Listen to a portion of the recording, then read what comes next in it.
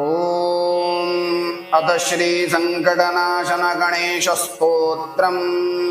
नारद उवाच प्रणम्य शिरसा देवं गौरीपुत्रं विनायकं भक्तावासं स्मरेन्नित्य आयुः कामार्थसिद्धये।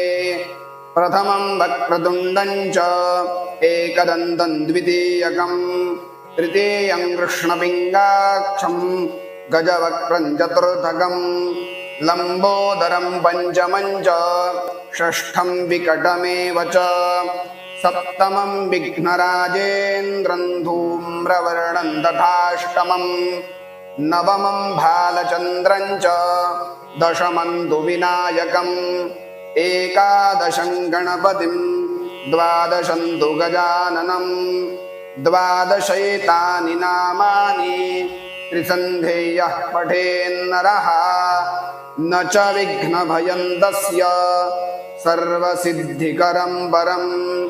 विद्यार्थी लभते विद्यां धनार्थी लभते धनम् पुत्रार्थी लभते पुत्रान् मोक्षार्थी लभते गतिम्।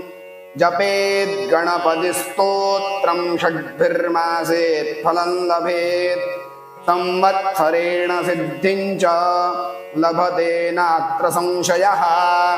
अष्टेभ्यो ब्राह्मणेभ्यश्च लिखित्वा यः समर्पयेत् तस्य विद्या भवेत् सर्वा गणेशस्य प्रसादतः।